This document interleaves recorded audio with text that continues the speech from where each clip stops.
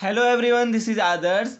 सो आज के लेक्चर में हम लोग हाइड्रोकार्बन्स के बारे में पढ़ेंगे। एनसीईआरटी में जो पॉइंट्स दिए हैं उसको सीखेंगे, एक्सप्लेन करेंगे। अगर तुम लोग चाहो तो एनसीईआरटी बुक को सामने लेके बैठ के रिवीजन कर सकते हो। इससे क्या होगा कि एनसीईआरटी तुम्हारा अच्छे से रिवाइज हो जाएगा। मैंने एक लेक्चर में ऑलरेडी हेलो के बारे में बता दिया है सारा सब कुछ, ठीक है। सो होप कि बहुत अच्छा लगेगा ये लेक्चर और स्टार्ट करते हैं, ठीक है। देखो, सबसे पहले एल्केन के बारे में हम बारे में पढ़ना है हम लोग को, और एल्केन के बारे में। सो स्टार्ट करते हैं एल्केन, एल्कीन और एल्काइन, ठीक है। सो देखो, सबसे पहले एल्केन का मैन्युफैक्चर के बारे में पढ़ेंगे कि एल्केन बनता कैसे है। अगर तुम एल्कीन या एल्काइन को तुम हाइड्रोजन के साथ रिएक्ट करोगे और वहाँ प्लेटिनम, पैलेडियम, निकल यूज करोगे, तो वहाँ क्या वो एल्केन में कन्वर्ट हो जाएगा। और ये जो रिएक्शन होता है इसको बोलते हैं हाइड्रोजिनेशन रिएक्शन। अब इसमें इंपॉर्टेंट क्या है सबसे ज़्यादा, कि जो प्लेटिनम, पैलेडियम और निकेल लेते हैं, सो इसमें जो निकेल होता है ना, वो हाई टेम्परेचर और हाई प्रेशर में रिक्वायरमेंट होता है उसका, ठीक है ना। निकेल हाई टेम्परेचर और हाई प्रेशर रिक्वायरमेंट होता है उसके लिए। लेकिन प्लेटिनम अगर पैलेडियम यूज करोगे तो उसके लिए रूम टेम्परेचर मतलब सफिशियंट होता है। अब दूसरा बात करते हैं एल्काइल हैलाइड एक्सेप्ट फ्लोराइड, ठीक है। एल्काइल हैलाइड एक्सेप्ट फ्लोराइड को जब तुम हाइड्रोजनेशन यहाँ करोगे जिंक डाइल्यूट HCl में, तो वहाँ पे एल्केन बन जाता है, ठीक है। ये एनसीईआरटी में दिया हुआ है। जैसे कि CH3Cl प्लस H2 रिएक्ट करोगे तुम Zn डाइल्यूट HCl में, तो CH4 प्लस HCl बनता है। बात करते हैं एल्काइल हैलाइड का। ये तुमको बेसिकली वुड्स रिएक्शन है। जब एल्काइल हैलाइड को रिएक्ट करते हो सोडियम डाइथर में, तो एल्केन बनता है और सोडियम हैलाइड बनता है। और यहाँ पे जो क्या होगा कि जो प्रोडक्ट आएगा तुमको एल्केन आएगा, वो इवन नंबर का होना चाहिए, ठीक है ना। जैसे ब्रोमो इथेन है, 2 ब्रोमो इथेन होगा, सोडियम और यहाँ पे ड्राई ईथर में तुम रिएक्ट करोगे तो वहाँ इथेन बन जाएगा, सोडियम ब्रोमाइड निकलता है, ठीक है, ध्यान रखना। अगले पेज पे हम लोग देखते हैं डीकार्बोक्सिलेशन, ठीक है। इसमें क्या होता है, सोडियम हाइड्रोक्साइड और कैल्शियम ऑक्साइड का यूज करते हैं, जिसको हम लोग बोलते हैं क्या, सोडा लाइम, ठीक है। इसमें क्या होता है कि जो सॉल्ट होता है कार्बोक्सिलिक एसिड का, उसको जब हम लोग डीकार्बोक्सिलेशन करते हैं, तो वहाँ पे क्या होता है कि एक कार्बन उसका कम हो जाता है और एक कार्बन कम का तुमको एल्केन मिलता है। जैसे देखो, सोडियम सॉल्ट यहाँ पे सोडियम एसीटेट है, ठीक है ना। जब सोडियम हाइड्रोक्साइड और कैल्शियम ऑक्साइड के प्रेजेंस में हीट किए तो ये मीथेन में कन्वर्ट हो गया और सोडियम कार्बोनेट में। यहाँ देखो, यहाँ 2 कार्बन था, यहाँ 1 कार्बन का प्रोडक्ट आया, ठीक है। कोलबे इलेक्ट्रोलाइटिक मेथड में देखेंगे कि जो एक्वस सॉल्यूशन होता है तुमको सोडियम पोटेशियम सॉल्ट का, ठीक है, sodium potassium salt of carboxylic acid, जब उसको हम लोग इलेक्ट्रोलाइसिस करते हैं ना, तो एल्केन देता है। और जो एल्केन बनता है वो even number of carbon atom होता है एट एनोड, याद रखना, even number of carbon atom at anode. जैसे एनोड पे क्या होता है कि even number of carbon atom बनता है, जैसे इथेन ब्यूटेन, याद रखना, इवन बनता है, ऑड नहीं बनता है। ऐसा नहीं कि प्रोपेन और पेंटेन बना दोगे, नहीं, even number of carbon atom बनाना है इथेन और ब्यूटेन का। और कैथोड पे क्या होता है कि हाइड्रोजन गैस का लिबरेशन होता है। अगर रेट ऑफ रिएक्शन का बात करो एल्केन का विथ हेलोजेंस, सो फ्लोरीन का सबसे ज़्यादा, फिर क्लोरीन, फिर ब्रोमीन, फिर आयोडीन, ध्यान रखना। Rate of replacement of hydrogen का बात करोगे एल्केन के साथ में, तो 3 डिग्री, 2 डिग्री, 1 डिग्री। और sodium hydroxide plus calcium oxide को सोडा लाइम बोलते हैं, जो डीकार्बोक्सिलेशन रिएक्शन में हम लोग देख रहे थे, ठीक है। फास्टली रिवीजन करना है, फास्ट फास्ट बोल करके, ठीक है। बात करते हैं हेलोजिनेशन का। तो हेलोजिनेशन जो एक फ्री रेडिकल मैकेनिज्म होता है, और क्या होता है जब क्लोरीन को तुम HMU के यानी कि सनलाइट के प्रेजेंस में ले आओ या फिर UV लाइट के प्रेजेंस में, वहाँ क्या करता है वो एक हाइड्रोजन को डिस्प्लेस करके अटैच हो जाता है। और ये फर्दर मतलब अगर क्लोरीन मॉलिक्यूल के पे डिपेंड करता है कि उसका क्वांटिटी कितना है, वो फर्दर हाइड्रोजन को डिस्प्लेस कर सकता है, ठीक है। ये बात को ध्यान में रखना। और फ्लोरिनेशन जो होता है ना, वो मतलब 2 वॉयलेंट होता है हेलोजिनेशन में, ठीक है ना। और आयोडीनेशन जो रिएक्शन होता है वो बहुत ज़्यादा स्लो होता है और रिवर्सिबल होता है। इसलिए जब भी हम लोग आयोडीनेशन रिएक्शन करते हैं, सो हम लोग उसमें ऑक्सीडाइजिंग एजेंट एज HiO3 और HNO3 यूज करते हैं, ठीक है ना। अब इसमें होता क्या है, आयोडीनेशन रिएक्शन में जब मीथेन को तुम आयोडीन के साथ रिएक्ट किए, सो मिथाइल आयोडाइड बना, HI बनता है। और यही HI जो है ना, उसको क्या करता है, HiO3 कन्वर्ट कर देता है हाइड्रोजन प्लस H2O2 में, ठीक है ना, याद रखना चाहिए। कंट्रोल्ड ऑक्सीडेशन की बात करोगे, सो जो मीथेन होता है जब उसको ऑक्सीजन के साथ रिएक्ट करोगे कॉपर 523 केल्विन और 100 एटमॉस्फेयर में, सो मिथेनॉल में कन्वर्ट हो जाता है। वही बात करोगे अगर तुम मीथेन और ऑक्सीजन का, तो मोलिब्डेनम का ट्राईऑक्साइड में जब रिएक्ट करोगे तो मिथेनॉल बन जाता है।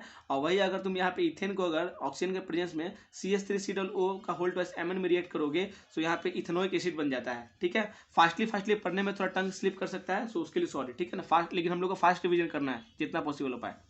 ऑर्डिनरी एटम जो होता है ना वो रेसिस्ट करता है ऑक्सीडेशन को, ठीक है। देखो ऑर्डिनरी एल्केन जो होता है वो तुमको रेसिस्ट करेगा ऑक्सीडेशन को, लेकिन ऐसा एल्केन जिसके पास टर्सरी हाइड्रोजन एटम होता है ना वो ऑक्सीडाइज हो जाता है corresponding alcohol by potassium permanganate. जैसे कि ये देखो यहाँ पे क्या है 2-मिथाइल प्रोपेन, ये टर्सरी एल्केन है।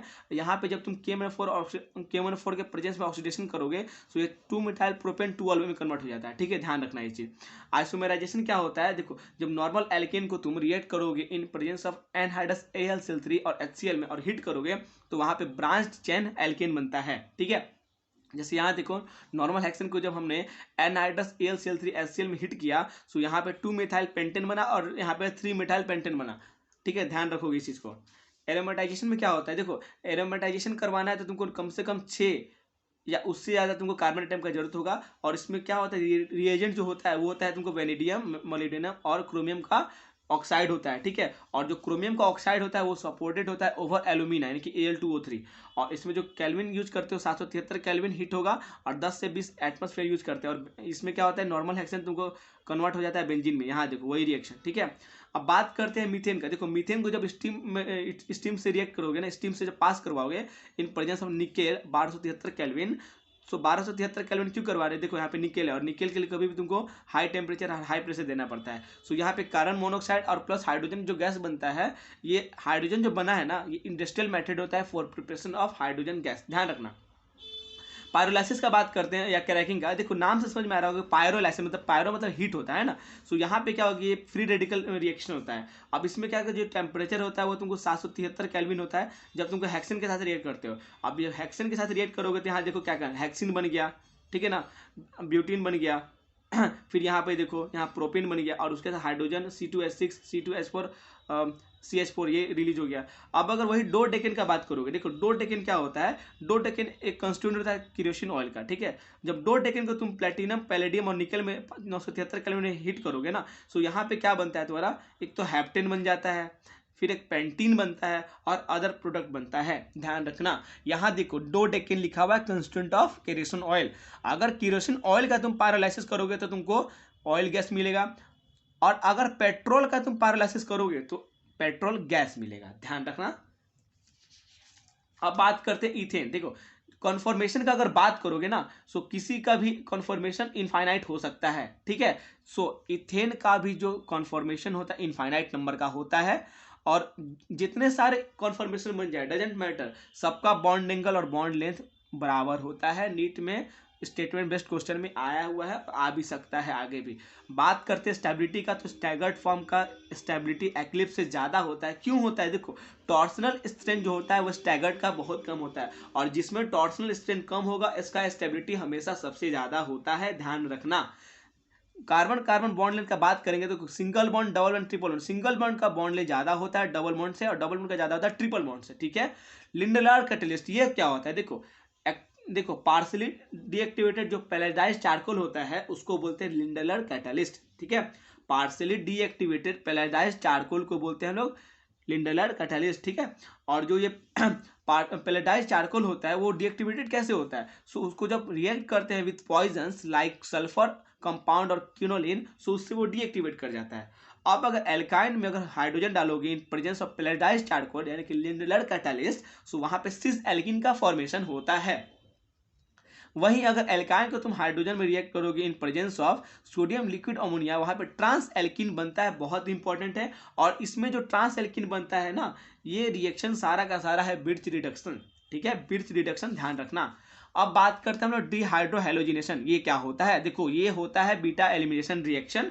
इसमें क्या होता है कि जब एल्काइल हैलाइड को तुम एल्कोहलिक पोटास यानी कि एल्कोहलियम पोटेशियम हाइड्रोक्साइड के साथ जब रिएक्ट करते हो तो वहां पे एल्कीन का फॉर्मेशन होता है, ठीक है। और जो रेट ऑफ रिएक्शन होता है वो डिटरमाइंड होता है by nature of halogen atom and alkyl group. याद रखना कि रेट ऑफ जो रिएक्शन होगा डिहाइड्रोहेलोजिनेशन का वो डिटरमाइंड होता है by nature of halogen atom and alkyl group, याद रखना। जैसे कि रेट ऑफ रिएक्शन बात करोगे हैलोजन के टर्म में तो आयोडीन का सबसे ज्यादा होगा, फिर ब्रोमीन, फिर क्लोरीन का। लेकिन रेट ऑफ रिएक्शन बात करोगे एल्काइल ग्रुप का तो वहां पे 3 डिग्री का सबसे ज्यादा, फिर 2 डिग्री, फिर 1 डिग्री, ठीक है। अगर बात करते हैं हम लोग फिर से एक बार डिहैलोजिनेशन रिएक्शन की, तो इसमें देखो क्या होता है, यहाँ पे 1,2 डाइब्रोमो इथेन है, ठीक है। इसमें अगर तुम जिंक को डालोगे ना तो ये जिंक क्या करता है, ये दोनों ब्रोमीन को डिस्प्लेस करके जिंक ब्रोमाइड बनाता है और इथिन का फॉर्मेशन हो जाता है, ध्यान रखना। अगर बात करते हैं हम एसिडिक डिहाइड्रेशन अल्कोहल का, ठीक है, ये भी तुमको एक तरह का तुमको बीटा एलिमिनेशन रिएक्शन है। जैसे कि यहाँ देखो, अल्कोहल को जब तुम कॉन्सेंट्रेटेड H2SO4 के साथ रिएक्ट करोगे तो वहां भी एल्कीन का फॉर्मेशन होता है। जैसे कि इथेनॉल है, यहाँ इथेनॉल को जब तुम कॉन्क H2SO4 में हिट किए तो इथिन का फॉर्मेशन हो गया। ध्यान रखना, बहुत इंपॉर्टेंट है, नीट में ये क्वेश्चन आ सकता है, बहुत इंपॉर्टेंट है। अगर बात करते हैं तुम इथिन के साथ अगर ब्रोमीन को अगर तुम रिएक्ट करोगे इन CCl4, तो देखो इसमें होता क्या है बेसिकली कि जो ब्रोमीन होता है उसका रेडिश ऑरेंज या रेडिश ब्राउन कलर होता है। अगर हम लोग उसको अगर इसमें रिएक्ट करते हैं और डबल बॉन्ड प्रेजेंट हुआ ना, तो इसका जो कलर प्रॉपर्टी वो खत्म हो जाता है, यानी डिस्चार्ज हो जाता है। सो इसको हम लोग यूज करते हैं कि टेस्ट ऑफ अनसैचुरेशन में, कि अगर ब्रोमीन अगर ऐसे कंपाउंड के साथ रिएक्ट करे जिसके पास डबल बॉन्ड है या ट्रिपल बॉन्ड है, सो उसका क्या होगा कि वो कलर प्रॉपर्टी खत्म हो जाएगा। That's why test of unsaturation में अगर डबल बॉन्ड का पता करना है, ट्रिपल बॉन्ड का पता करना है, तो हम लोग यूज करते हैं तुमको ब्रोमीन के साथ रिएक्शन करके, ठीक है। वही यहाँ लिखा हुआ है, जब तुम ब्रोमीन के साथ रिएक्ट किए CCl4 में 1,2-डाइब्रोमो इथेन बना, और रेडियस ऑरेंज जो कलर होता है ब्रोमीन का सॉल्यूशन में CCl4 में, जब वो डिस्चार्ज हो जाता है, जब ब्रोमीन ऐड करते हैं हम लोग अनसैचुरेशन साइड पे, ठीक है, this reaction is used as test for unsaturation. इसको इलेक्ट्रोफिलिक एडिशन रिएक्शन ही बोलते हैं। और यहाँ पे एक साइक्लिक हेलोनियम आयन का फॉर्मेशन भी होता है। अब order of reactivity of hydrogen halide का बात करोगे तो ये भी तुमको एक इलेक्ट्रोफिलिक एडिशन रिएक्शन होता है, और एडिशन ऑफ हाइड्रोजन हैलाइड होता है एल्कीन में। अब इसमें क्या होता है, ऑर्डर ऑफ रिएक्टिविटी क्या होता है, HI का सबसे ज्यादा, फिर HBr, फिर HCl। मार्कोनिकॉव रूल का बात करोगे तो देखो, कभी भी क्या होगा जब तुमको डबल बॉन्ड आता है कंपाउंड में, जैसे कि यहाँ प्रोपीन है, डबल बॉन्ड है, जब HPr के साथ रिएक्ट करोगे तो ये डबल बॉन्ड का जो ब्रेकिंग हुआ एक पे प्लस एक पे माइनस चार्ज आता है, ठीक है ना। तो ये जहाँ पे प्लस चार्ज होगा, जहाँ स्टेबल होगा कार्बोकटायन, जहाँ स्टेबल होगा वहाँ पे आके ब्रोमीन तुमको अटैच होना चाहेगा, और जहाँ पे ब्रोमीन अटैच होगा वो होता है तुमको मेजर प्रोडक्ट, ठीक है, और मार्कोनिकॉव रूल के अकॉर्डिंग। लेकिन एंटी मार्कोनिकॉव में वो रूल अलग हो जाता है। देखो इसको ऐसे याद करोगे कि जहां कम हाइड्रोजन एटम होगा वहां आके ब्रोमीन अटैच होगा, वो मेजर होगा। जैसे देखो यहाँ पे देखो, यहाँ अटैच हुआ, यहाँ पे 1 हाइड्रोजन था और यहाँ पे 2 हाइड्रोजन था, तो यहाँ आके अटैच हो गया ब्रोमीन, तो ये ज्यादा मेजर, और माइनर जहाँ पे हाई ज्यादा था, याद रखना उल्टा होगा एंटी मार्कोनिकॉव। यहाँ पे जहाँ से मेजर हो गया तुम्हारा, कम हाइड्रोजन पे अटैच हुआ तो ब्रोमीन तुमको ज्यादा ये मतलब मेजर प्रोडक्ट होगा। और एंटी मार्कोनिकॉव में जहाँ अधिक होगा, यानी कि ए से एंटी, ए से अधिक, यानी कि जहाँ अधिक हाइड्रोजन होगा वहाँ अटैच होगा ब्रोमीन एंटी मार्कोनिकॉव में, ठीक है। अब बात करते हैं हम लोग anti Markovnikov addition, peroxide effect या खेरास इफेक्ट, ठीक है। ये बस HBr के साथ होता है, और HBr in presence of peroxide होना चाहिए तभी ये रिएक्शन फिजिबल होगा। अदरवाइज तुम HCl ले लो, पेरोक्साइड ले लो, तब भी नहीं होगा। HF ले लो, पेरोक्साइड ले लो, तभी नहीं होगा। HI ले लो और पेरोक्साइड ले लो, तभी नहीं होगा, ठीक है। क्यों नहीं होता है, ओनली HBr क्यों होता है? देखो HCl और HF का बात करोगे, हाइड्रोजन फ्लाइड और हाइड्रोजन क्लोराइड का, सो उसका क्या होता है कि बॉन्ड ज्यादा स्ट्रॉन्ग होता है विथ रिस्पेक्ट टू HBr, ठीक है। सो उतना इनफ एनर्जी नहीं मिलता है, तो वो होता नहीं है पॉसिबल। और HI का बात करोगे तो HI बहुत वीकर होता है, ठीक है। डेट्स वाई HI को यूज नहीं करते हैं। सो HBr का जो रेंज होता है वो बहुत अच्छा होता है, डेट्स वाई हम लोग HBr को यूज करते हैं। अब जैसे यहाँ पे एग्जाम्पल देखो, प्रोपीन को जब रिएक्ट करोगे HBr in presence of peroxide, so यहाँ पे क्या बन रहा है, नॉर्मल ब्रोमीन बन रहा है ना, 1 पोजीशन में तुमको ब्रोमीन किया। सो मैंने बताया है कि ए से एंटी और ए से अधिक, जहाँ पे हाइड्रोजन अधिक होगा वहाँ पे अटैच होगा, ठीक है। ये भी फ्री रेडिकल चेन मैकेनिज्म के थ्रू बनता है। अब देखो बात करते हैं एल्कीन का और कोल्ड कॉन्क H2SO4 का। सो जब एल्कीन को कोल्ड कॉन्क H2SO4 में रिएक्ट करते हैं तो वहां पे एल्काइल हाइड्रोजन सल्फेट बनता है। ध्यान रखना, alkene plus cold conc H2SO4 के साथ जब रिएक्ट करते हैं तो वहां एल्काइल हाइड्रोजन सल्फेट बनता है। और ये जो होता है ये भी मार्कोनिकॉव रूल को फॉलो करेगा, इलेक्ट्रोफिलिक एडिशन रिएक्शन होता है। अब तुम देख सकते हो इथीन है, यहाँ पे जो तुम H2SO4 रिएक्ट किए, सो यहाँ पे C2H5HSO4 बना, ध्यान रखना, ठीक है।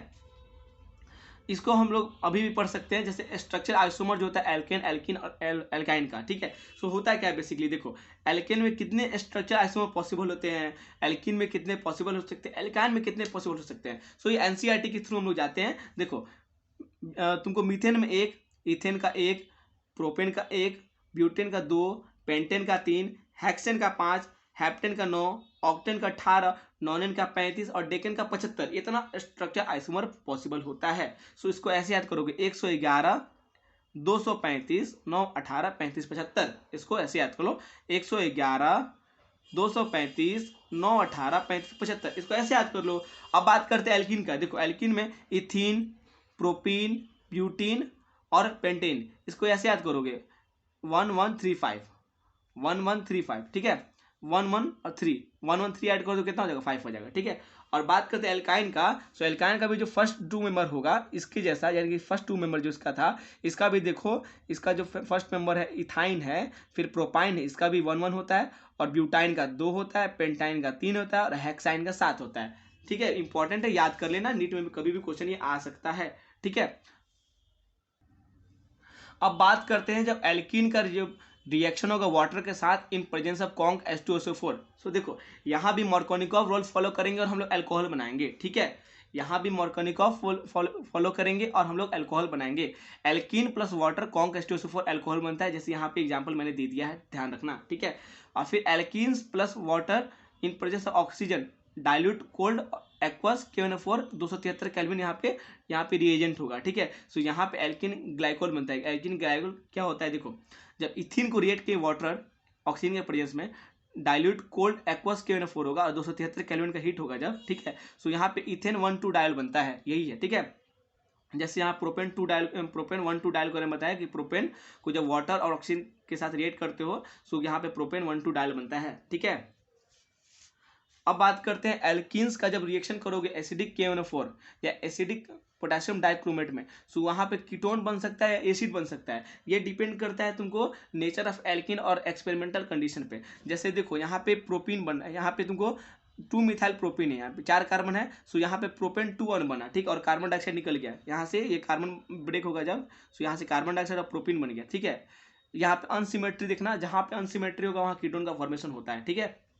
यहाँ देखो यहाँ सिमिट्री है, यहाँ सिमिट्री प्रेजेंट है, यहाँ सिमिट्री प्रेजेंट है, सो यहाँ पे क्या होगा कि 2 तुमको इथेनोइक एसिड बनेगा जब ब्यूटेन 2 इनको जब रिएक्ट करोगे एसिडिक पोटेशियम डाइक्रोमेट या फिर पोटेशियम परमैंगनेट के साथ में। ओजोनोलाइसिस में क्या होता है, जब एल्कीन को तुम ओजोन के साथ रिएक्ट करते हो तो पहले ओजोनाइड बनता है, और फिर जब जिंक और वाटर रिएक्ट करोगे तो क्लीवेज होगा और वहाँ से एल्डिहाइड कीटोन बनता है, ठीक है। ये हाईली यूजफुल होता है तुमको in detection of double bond in alkene और अदर अनसैचुरेटेड कंपाउंड, ठीक है। जैसे यहाँ देखो, यहाँ जब प्रोपीन को रिएक्ट किया ओजोन के प्रेजेंस में, सो पहले ओजोनाइड बना, और फिर जब जिंक और वाटर यूज किया, सो यहाँ पे क्या बना, इथेनॉल प्लस मिथेनॉल बना, ठीक है। और वही जब 2 मिथाइल प्रोपेन लिया और फिर जब ओजोन के साथ रिएक्ट किया ओजोनाइड बना, फिर यहाँ पे जिंक और वाटर लिया, तो यहाँ पे मिथेनॉल प्लस प्रोपेन 2 ऑन बना, ठीक है, याद रखना। अब बात करते हैं कैल्शियम ऑक्साइड और कार्बन। देखो जब कैल्शियम ऑक्साइड और कार्बन का जब रिएक्शन करते हैं हम लोग हैं, सो वहाँ कैल्शियम कार्बाइड बनता है, ठीक है। और वही कैल्शियम कार्बाइड को जब तुम फिर वाटर के साथ रिएक्ट करते हो तो वहाँ पे कैल्शियम हाइड्रोक्साइड प्लस इथाइन बनता है। ये इंडस्ट्रियल मेथड होता है तुमको इथाइन बनाने का, ठीक है। फिर अगर देखो, अगर मान के चलो तुमको तुम्हारे पास एक कंपाउंड है, जैसे 1,2 डाइब्रोमो इथेन है, ठीक है, 1,2 डाइब्रोमो इथेन है। अगर तुम वहाँ पे एल्कोहलिक पोटास यूज करोगे, alcoholic potassium hydroxide alcoholic potash use करोगे, ठीक है ना, सो वहाँ पे क्या होता है कि एक ही ब्रोमीन निकलेगा बाहर और वाटर निकलेगा। सो एक ब्रोमीन जब निकलेगा तो एक डबल बॉन्ड आ गया और एक ब्रोमीन बच गया, और इस दूसरे ब्रोमीन को निकालने के लिए तुमको सोडा अमाइड यूज करना पड़ेगा। ऐसा नहीं कि तुम फिर से एल्कोहल पोटास यूज करोगे, नहीं, वहाँ पे तुमको सोडा अमाइड यूज करना है, ठीक है। सो वहाँ पे सोडा अमाइड यूज करोगे तो वो भी निकल जाएगा, तो यहाँ प्लस और यहाँ डबल बॉन्ड का फॉर्मेशन हो जाएगा, ठीक है। सोडियम मेटल के साथ रिएक्शन होता है तुमको, और सोडा अमाइड के साथ भी रिएक्शन होता है इथाइन का। देखो इथाइन जो होता है ना एसिडिक होता है, और वही एल्कीन और एल्केन नहीं होता है, ठीक है ना।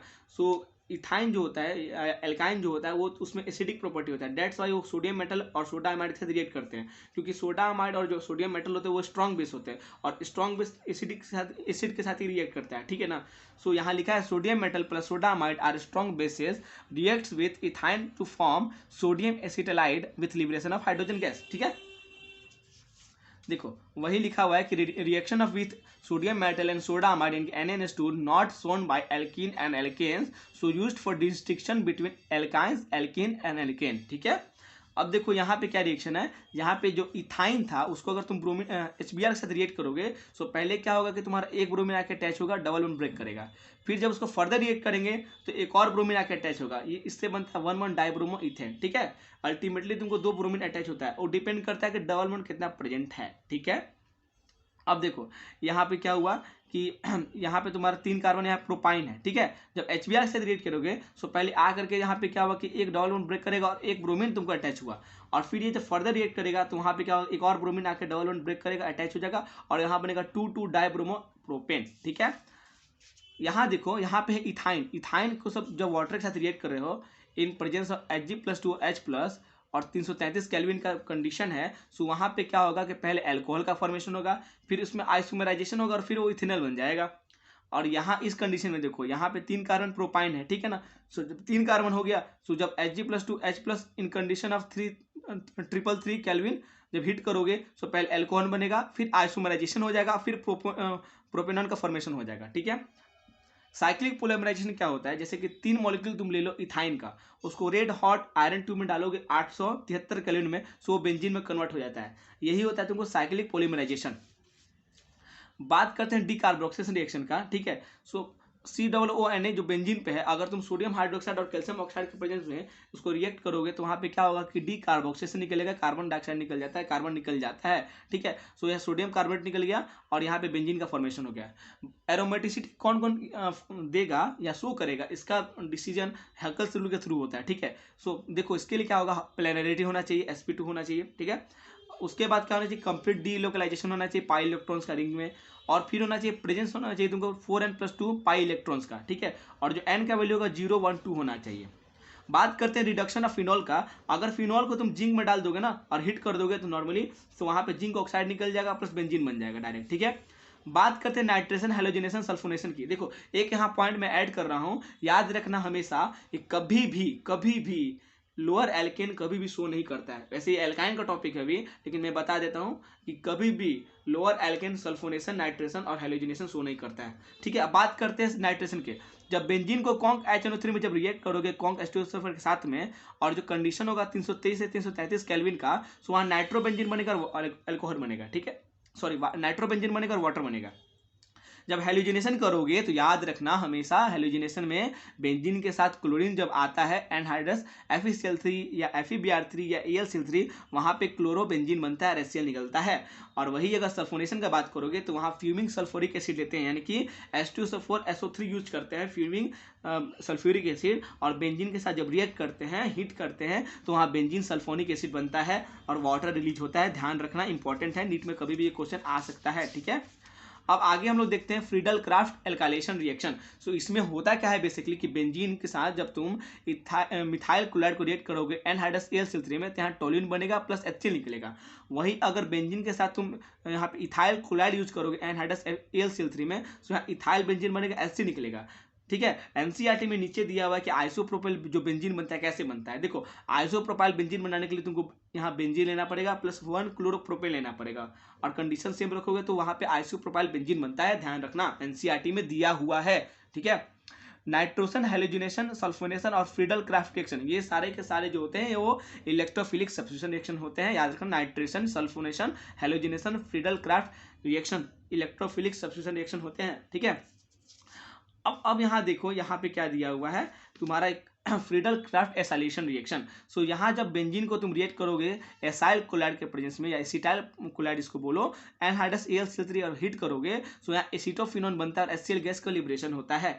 वही अगर फिर सेकेंड वाले में देखोगे कि बेंजीन के साथ जब तुम एसिटिक एनहाइड्राइड को रिएक्ट करोगे तो यहाँ पे क्या बेंजीन पे COCH3 बना और एसिटिक एसिड निकल गया। ध्यान रखना। ठीक है, अब यहाँ देखो बेंजीन में जब तुम 6 क्लोरीन मॉलिक्यूल दोगे एनहाइड्रस AlCl3 और डार्क कोल्ड कंडीशन रहेगा, तो वहाँ पे क्या होता है कि हाइड्रोजन को डिस्प्लेस कर देता है और वहाँ पे क्लोरीन आके अटैच हो जाता है और इसको बोलते हैं हेक्साक्लोरोबेंजीन। ठीक है, यहाँ पे 6 HCl निकल जाता है, जो हाइड्रोजन निकलता है वो Cl के साथ कंबाइन करके चला जाता है और Cl बना लेता है, इसको बोलते हैं हेक्साक्लोरोबेंजीन।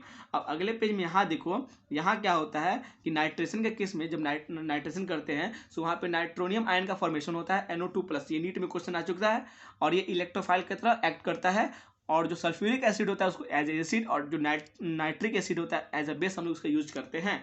फिर हम लोग बात करेंगे एडिशन रिएक्शन की। देखो ये दोनों एडिशन रिएक्शन है, जैसे कि जब बेंजीन को तुम under vigorous condition high temperature high pressure पे हाइड्रोजन के साथ रिएक्ट करोगे तो वहाँ पे निकेल यूज करोगे तो वहाँ पे क्या होता है कि हाइड्रोजिनेशन रिएक्शन होता है और वहाँ पे साइक्लोहेक्सेन का फॉर्मेशन होता है बाई हेक्सिन। ठीक है, और एडिशन रिएक्शन है ये।